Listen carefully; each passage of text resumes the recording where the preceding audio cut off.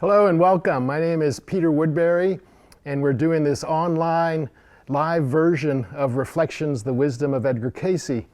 And for our great pleasure, we have John Van Auken here with us, and we're going to be talking about all sorts of things, Edgar Cayce, and also highlighting some of these really special events that are coming up this month, December 1st, kicking off a very exciting month here at the Edgar Cayce A.R.E. So John, welcome. Hello, Peter. Good to see you again. How are you doing? Well, this pandemic is doing you wonders. You look great. Oh, I'm tired of it. Believe me, I hope it's over pretty soon. Yeah, you're getting rest and eating well and spending a little bit of time with your family. That's true, yes. Yeah. Well, I miss in-person contact with you. Yeah. As much as I've enjoyed we've done a few of these conversations, and it seems like they're well received. So I'm glad to have you back. Well, I'm glad to be here. It's so strange to have virtual life instead of real physical face-to-face contact. Gosh, you're right. It's like one of those books or those movies about the future, about how nobody leaves their house, everything is done, through screens and that sort of thing. So we're kind of living through some kind of a transition. But I just want to let the viewers know that you can feed questions as we're having our conversation. Go ahead and in the comments section, just let us know your questions, and then I'll get a chance to look at those as we proceed, and we'll take your questions. But John, let's start with what you're up to. You have a webinar coming up December 9th. It's the Edgar Cayce's Christmas story. Tell us about that. The fascinating thing about Edgar Cayce was he could go into what he called the universal consciousness, and he could actually look at any time, any event, whenever it occurred, because it was all made an impression on the universal consciousness and all recorded there. Mm-hmm. So he actually gave us a total story about the first Christmas. And fascinatingly, I pulled all that together, and Edgar says it actually started 300 years before the birth of Jesus, and that Mary played a much bigger role than we normally associate her playing. And she was much more sophisticated and well-trained. We often think of her as demure and quiet, but actually, if you read carefully how she talks with the Archangel Gabriel, you'll see a rather sophisticated, well-trained female ready to play a great role. And Edgar says that the Essenes were the group that prepared for 300 years for this incarnation, this special incarnation of the promised Messiah. So the story is really fascinating, and I hope everybody will join us on December 9th, and I'll share wonderful visuals that will help you really feel what it was like. Oh, that's great. What I remember is that the word Essene comes from the word expectant, so they created that expectation of the Messiah's indwelling. Exactly. Yeah, I didn't know it was 300 years, but boy, that's some kind of expectancy. Yeah.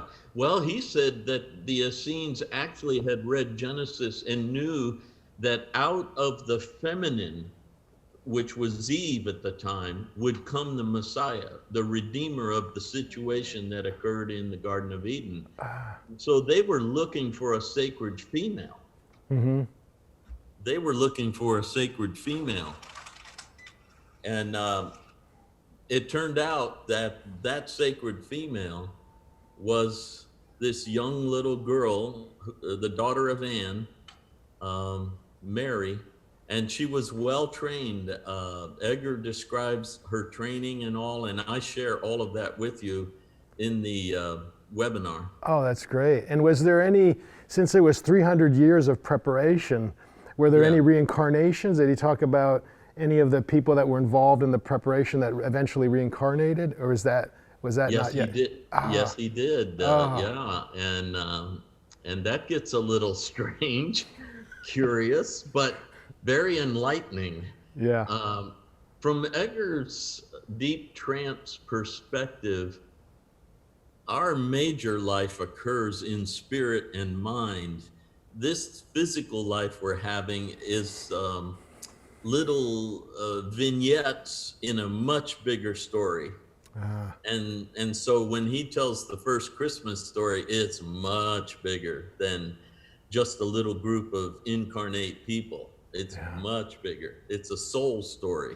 Yeah, you know, it's funny you say that because I don't know if you hear this, but I certainly hear it a lot where people will tell me very commonly that I'm in their dreams. It's just like people I don't even know. Like through Facebook, they'll just say you were in my dream. And I hear it so much, I'm wondering, God, no wonder I wake up tired. It's like I'm pretty busy running around in the soul level of consciousness. But do you hear that? Do people tell you that they experience you in a dream? Oh, yes. And I even have discarnate friends that I was close to in this life that come to me in dreams, and we actually commune as if we were incarnate. Sometimes I wake up in the morning surprised that they're not in this world. Yeah. So yes, the soul life, the depth of mind, and that's what we're going to focus on next year in the Enlightenment series for our members. Members have a benefit called the Enlightenment series, and next year we're going to talk a lot about how to enhance your mind, your intuition, and your dreams have a dream life that's more vivid and real, and know how to stay sane in this life while you're also growing in a transitional, expansive mind. You don't want to lose your footing here because this is a purposeful incarnation. Yeah. Sometimes I call it the GPS. You know, it's like nowadays we go everywhere. It's like staying connected to your God positioning system. So through dreams and meditation and all those sorts of things. But just going back to your webinar on the 9th. Yeah. How do people find that? How can people clue into that? Is it edgarcayce.org? You go to edgarcayce.org/online, and you'll see all of our online opportunities. There are many. Oh, good. And you'll see the webinars, the Wednesday night webinars. Okay. Now, you may actually have an even easier way to go, but I'm not aware of it at this point. But well, we'll post the link on the feed. Good. So those who are watching, just find that feed for the December 9th, John Van Auken, The Story of Christmas webinar. And then we've got the, what you were just talking about, the Enlightenment series. So it's a similar place. We'll put a link for that. And you're saying that is that only available to members? So that's a member benefit? It's a member benefit. So you want to become a member, which is easy to do and really provides you with a lot of support, guidance, information, fellowship back and forth.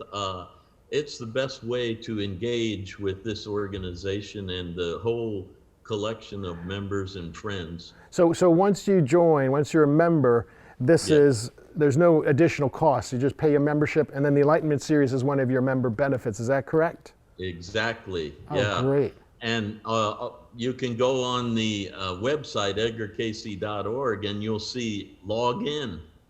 And that's how you log in as a member.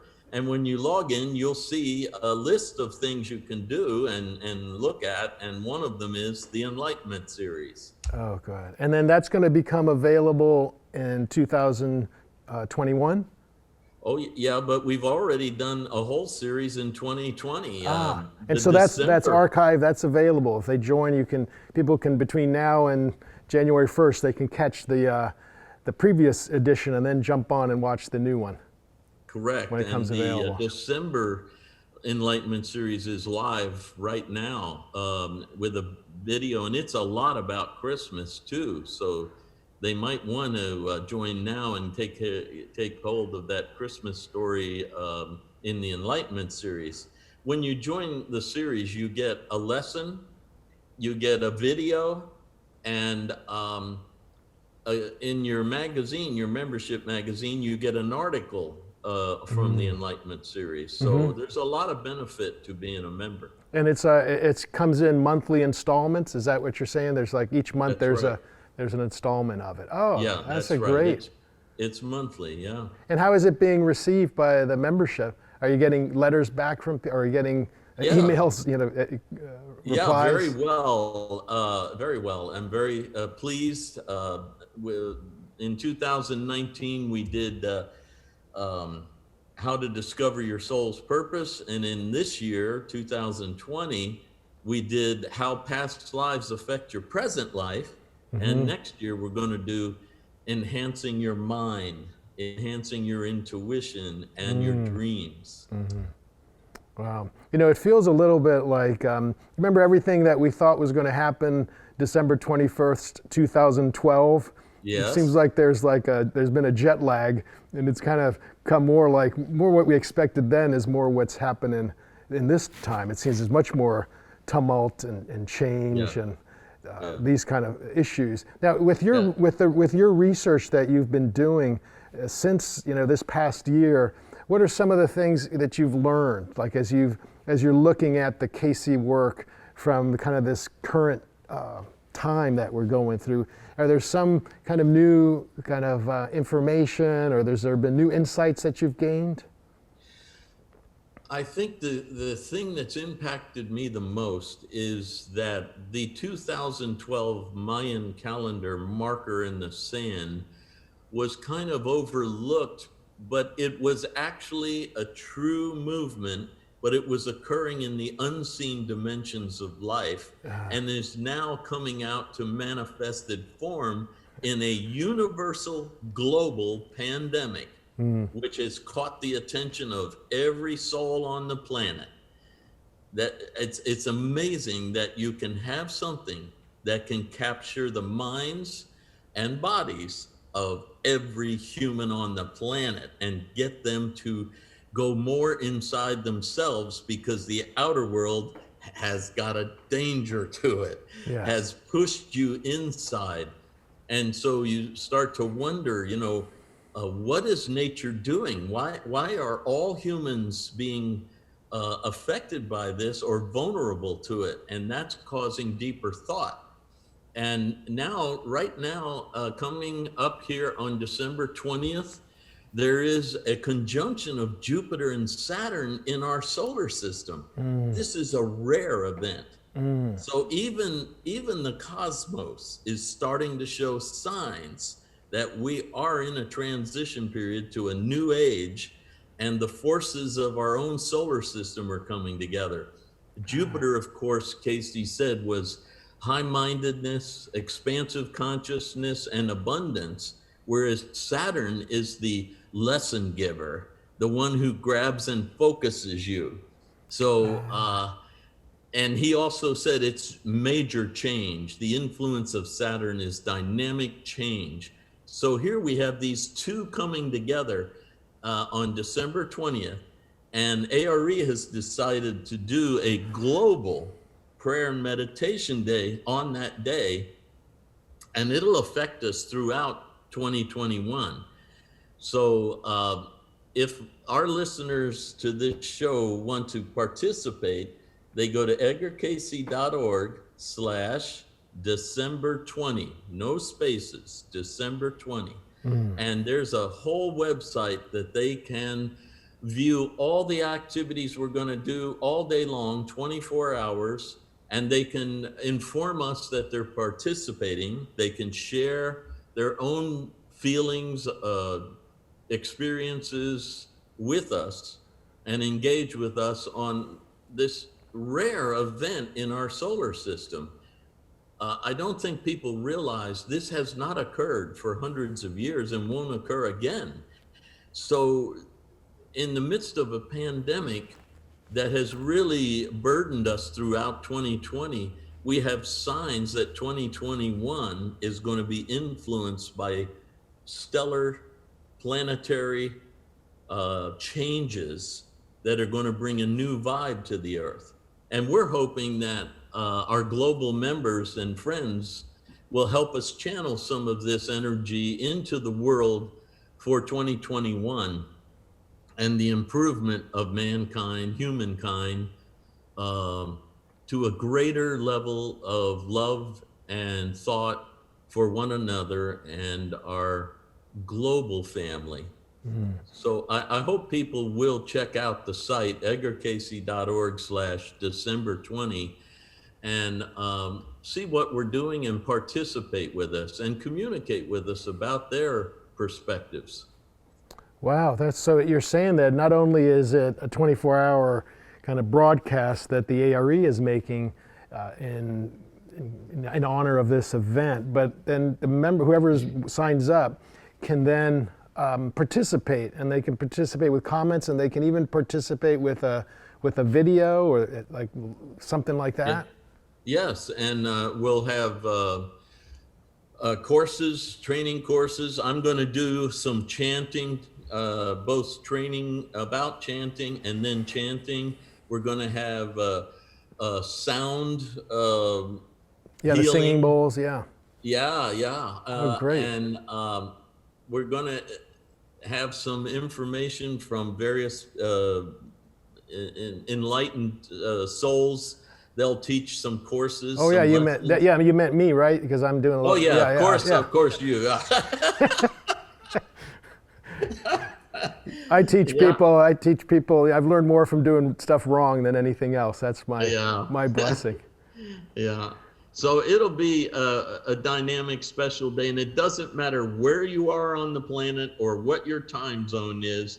We're accessible the whole cycle of the sun around us. Does it start like around noon Eastern U.S. time and then go till noon the 24 hours? Is it something like that, or they can find that out on the link? Yeah, something like that. Yeah. They'll find all of that on the link if they go to that site. It's a very special day, and each soul watching us has the potential to be a channel of more love and more light. So if they participate with us, it'll add to the greater energy of this special day.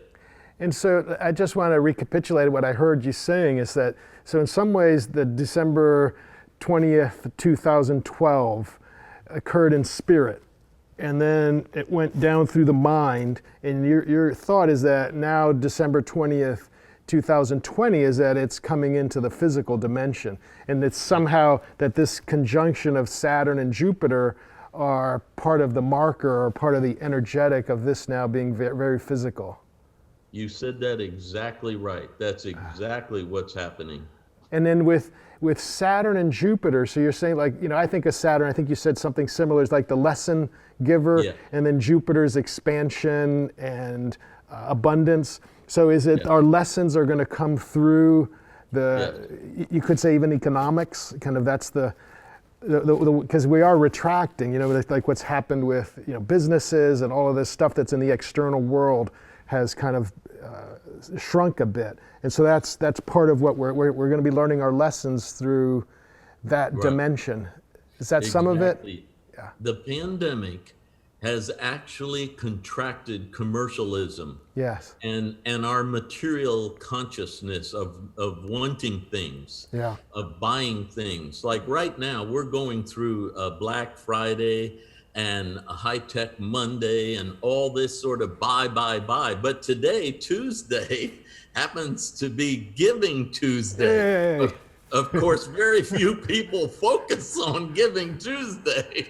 They all want buying deals. Right. Well, the pandemic has basically shut down our materialistic, commercialized energy and forced us back. So Saturn will bring a higher consciousness, a higher level of abundance. The abundance will be at a soul level rather than a material level. And Saturn will teach us this by holding us in focus. So it's also a little bit like Revelation, where it's like the fall of Babylon, kind Absolutely. of, but the New Jerusalem.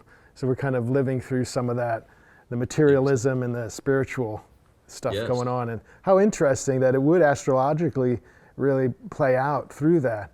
Yeah, you remember Leo Tolstoy, the famous Russian philosopher and writer? Rings a bell. Well, when he was on his deathbed, his granddaughter was right next to him, helping him pass. Yeah. And suddenly he said to her, "Oh, daughter, I see the Antichrist." And she said, "Oh, grandfather, what does he look like?" And Leo Tolstoy said to her, "He has a banner across his chest." And she said, "What's on the banner?" And he looked and looked, and then he came out and he said, "Commercialism is the Antichrist." And I think that's what we're experiencing right now, is this serious contraction of our materialistic dominance and urges, forcing us to a more loving spiritual abundance. Yes. Yes, that's very well put. And I think it ruffles feathers to think of this, how much of our identity has gotten tied in to the physical dimension. There's always those pulls. There's pulls into the earthy and pulls to the spiritual, but it's a little bit like some of that has just gotten yanked from us. Sometimes I think of a kid eating their popcorn and that popcorn gets yanked from them, and there's a kind of suffering. But sometimes, let's say a parent might take that away from a kid if they've had enough. The kid wants to eat popcorn 24 hours, and there comes a time we have to set a boundary. So the child experiences suffering, but there's a greater movement, which is actually for the benefit of the child that they might not realize in consciousness. Yeah, again, you said that perfectly. Yeah, that's my gift. I'm always thinking of stories. As a kid, I was always reading Aesop's fables. So it's stuck in my head. But also, as I say, I'm always so much smarter when we're talking. I think I surf your energy wave there, or your mental energy. Well, we've got some questions. You know what it's like when we open up to questions. We'll see what comes out of the box. It might be related to what we're talking about. It might be something completely different. But let's see what we got here. Elizabeth has a question. She says, how does this transitional phase relate to biblical end-time prophecies such as the rapture, tribulation, or the second coming of Christ? Oh, we were just talking about that. Yes. So how does what we're going through now relate to biblical prophecies, end-time prophecies? Any thoughts? Anything you want to add to what we've discussed so far? Yes, and there's so many ways that I could share with you how Genesis and the journey through the Bible is coming alive right now, physically in the world, mentally in the minds of human souls incarnate. I could go on and on about it, but you are exactly right. We are living through the revelation and those prophecies. And Edgar Cayce, when he was asked about the revelation, said, "You can only understand the revelation if you understand Genesis, how it started, where we were headed, and therefore set the destiny for the resolution, which is in the revelation." So she is touching on a big topic that you and I have both written about and taught about for years. Yeah. I can't possibly explain all of what's happening. But, John, come on. Don't you have 3 or 4 hours? We could just keep this going. Yeah. But she's right on. We are going through it right now. I just want to put a little caveat in there. When Edgar was asked about the second coming, he said, "No one knows, not even the Son, because God is all merciful and wants to save as many souls as possible before the rapture and the cleansing occurs." Now, what is interesting is in the Revelation, it says Satan will be bound or banished from the earth for 1,000 years. And Edgar Cayce, that's true, it's coming. And twice he said, "Put it in your hearts to be here then." You've been here during the hard times. Don't miss the glorious times. But then the Revelation says in the very next sentence, "Then Satan will be loose for a little while," which Edgar says means God's mercy wants to give those who didn't make the first coming, which is the second coming to us, an opportunity for the third coming, This mercy of God is unbounded, and the love for every soul that God conceived is so great that the opportunities may continue. So we don't know exactly when. Edgar always said that you, even the Son does not know, even Jesus Christ, the Messiah, the Logos, um, the essence of the child of God does not know when the Creator will have the rapture occur and the cleansing and the judgment, and then the 1,000 years of Satan bound will occur. And even then, there's a hint in the Revelation that God may do it again and again to gather up as many souls as are possible to be gathered. I don't know if people want to hear that, John. No, they don't. He's going to keep going. It's what they can think of it as a series, you know, like a Netflix series. We're all living through. That was going to be many, many episodes. But what do you make of the, you know, it's a popular kind of New Age concept that the second coming is of a collective. That in the let's say in the age of Pisces, we had individuals who achieved, you know, Christ awakening, oneness consciousness, and Yes. this now in the Aquarian age, or this next phase, is that it goes into groups, that it becomes more of a collective. That the second awakening is really within you and me, and within, you know, our groups. Do you give any?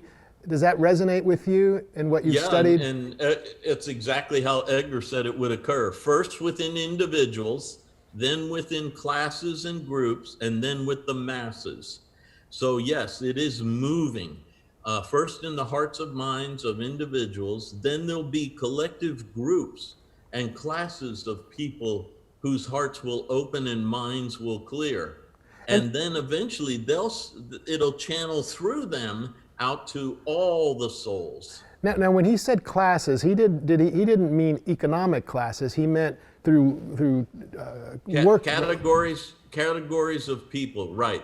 Categories. Oh, so classes isn't like workshops and teaching and classes. No. It means like so how, that's in. So it goes through classes, going through categories of people that are specializing, and their efforts, like the Essenes, they would be a. So you could say that was a class Jews. of people. They're a class of Jews, using English class to mean a category of Jews. Okay. And those Essenes grasp the vision. So it's not an economic class. It's maybe a spiritual class. Yeah. Okay. Yeah. Okay, that's interesting. Good. All right, let's see. We got a question here from Jure. John, why is Kundalini line? Is that what it says? Why? Okay, wait, it's maybe a typo here, but I'll read the whole question. Why is Kundalini line raised from root chakra to top and not the other way? New time, new way. So why is it going from the root up as opposed from the top down? Okay, well, he's touching on a wonderful point here. It's because there's an upside downness that has occurred by the descent of our soul into matter. Mm-hmm. And as we moved into our baby bodies through the soft spot in our head called the fontanelle, we pushed our way into the nervous system all the way down to the root chakra and the second chakra, the navel chakra. And Edgar says the soul abides in the navel chakra when it's incarnate in the body until enlightenment occurs in the mind or the heart. Then it draws the soul up to the higher chakras, even to the mind. And once the mind starts to think there's got to be more to life than this, everything flows back up and makes a reconnection with what was originally there. Mm-hmm. So like in the power of the pyramid, you have the stone pyramid, which represents the physical body, but above it in reverse pattern, you have the expansive upside down pyramid of the spiritual pyramid. Same with the body. You have your body temple. As you raise, you open the top of your crown chakra, and now you expand into the infinite body of universality and oneness. So it's a stage of Kundalini is raising the energy from the lower chakras in the body up to the higher. then they open and they expand out into the infinite, out of which we came. That makes a lot of sense.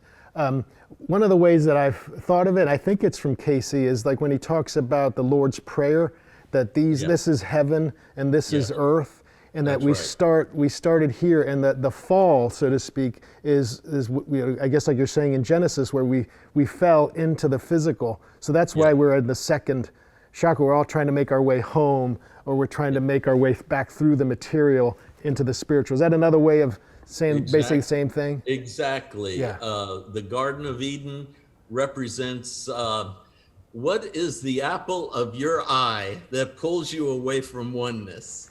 Now you've got to reverse that and go back into oneness. I recently had or it feels recently, but probably about 6 months ago, I had a conversation with Herb Purrier. And I remember he has such great little quotes, and he says, in meditation, your mind moves to God or whatever it is you prefer over God. Yes, right. That's always like, when I'm meditating, I'm thinking, oh no, this is what I'm choosing over God. When I see those things in my mind, I go, you've got to be kidding me. Get out of the way. The only thing that helps me is I've started to think of being at the grocery store, and that those thoughts aren't necessarily mine. They're just going through the aisle, where there's the corn chips and there's the the junk food, and I don't have to put it in my cart. I can just keep moving through those thought forms. That's a good imagery. Yeah, that helps. All right, so we got a question here. Ready for another question? Yeah, sure. Here's Sally. Have you noticed a very active solar plexus over the course of the last year? Yes, and in fact, if you go back, see, I'm a lot older than you guys. If you go back to the 60s and the 70s and 1980s, all of the Eastern world came to the Western world, and they brought this yoga. But they also brought martial arts, which worked out of the solar plexus chakra.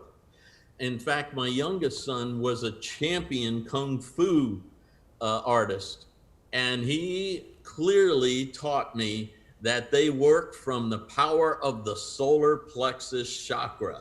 They spin out of that energy, they use that energy, but it's sacred. So it's only to be used for good, never for selfishness or ego. So yes, she's right. We have been in powerful solar plexus chakra. And I think these last 4 years have been very solar plexus, with lots of churning in the gut. Now I'm hoping that we'll move to the heart chakra and a little higher energy that will start to care about all of us individually, with less judgment, less criticism, less tendency to separate them from us, and more of we're all one. Even those that I wonder about are still part of the oneness. Yeah, that's very well put. I was having, I was having a thought. This isn't a question, but I get asked it a lot on in social media and other places, and maybe you hear it too. People are wondering why their sleep, that people that are meditating, that are trying to pursue an inner life, they're finding that their sleep is interrupted, that they're waking up, or their sleep feels more shallow. Have you noticed anything like that, or you heard about anything like that?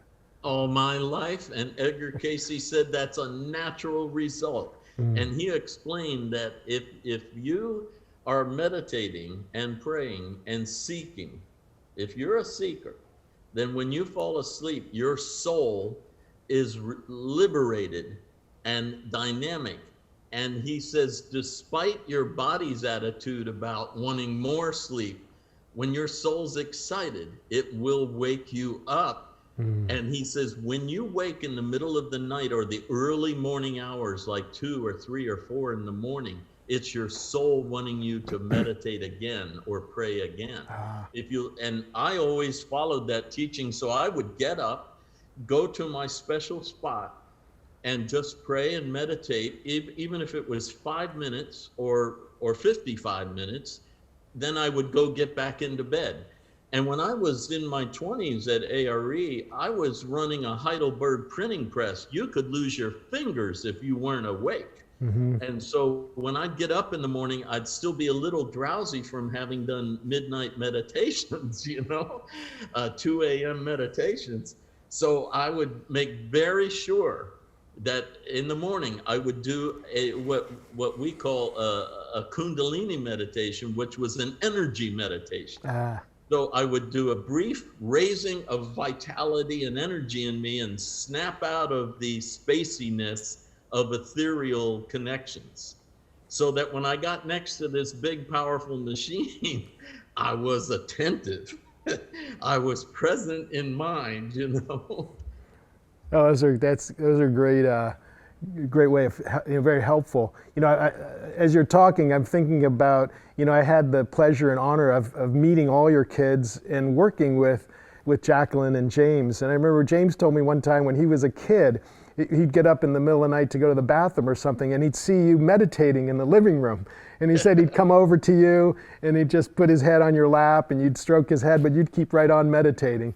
So and with Evan, your youngest son, I remember when I first came here, I was broke. And so I was doing anything to make a little bit of money. So I was teaching Tai Chi for $5.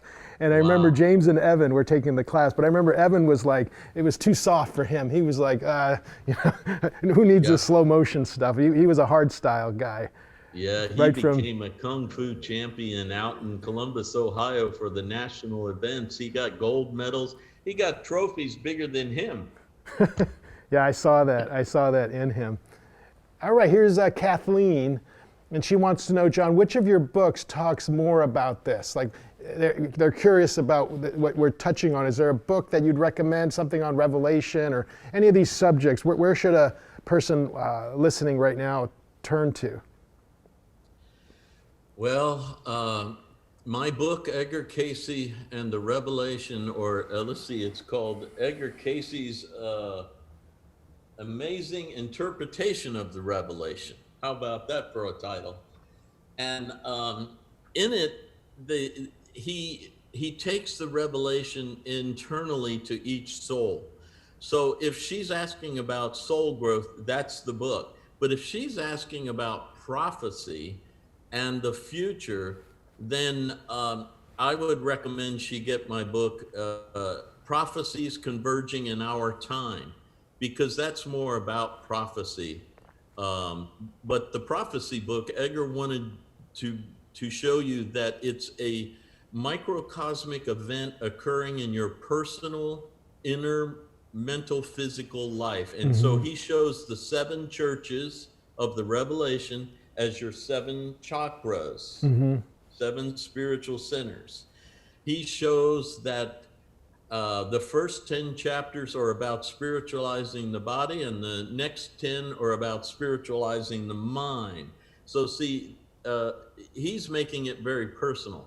But if she's asking about prophecy that you and I were just talking about, then you have to go to prophecy books, because Edgar Cayce's Revelation interpretation is not so much what we think of as prophecy.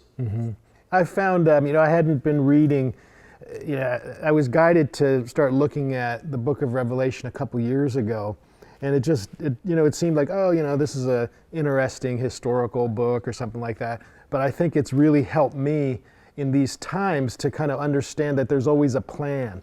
That as much as things seem like they're just kind of wild, that it's not wild, that we're moving through certain, it's almost like we all have individual karma that we have to face, and there's a bit of collective karma that we're having to work through and grow through. And that helped me, I just think that perspective, that things aren't random, that there's a progression, and that it's purposeful.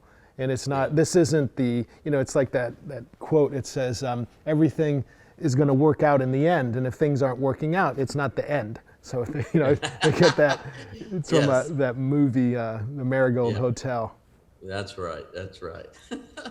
Good, so I'm looking to see if we have any more questions. I think we've covered, here's one from Michelle.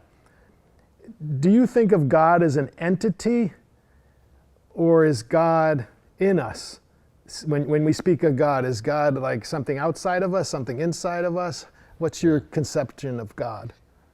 Edgar Cayce started me on my path to understanding the dynamics of God by expressing that there are two realities.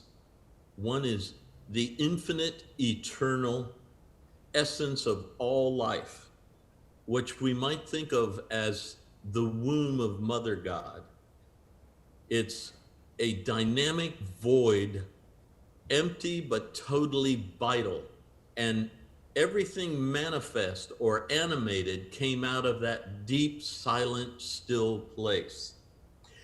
But when it came out, the essence of Mother God was put into each of us. So now we are carrying the essence of God personally.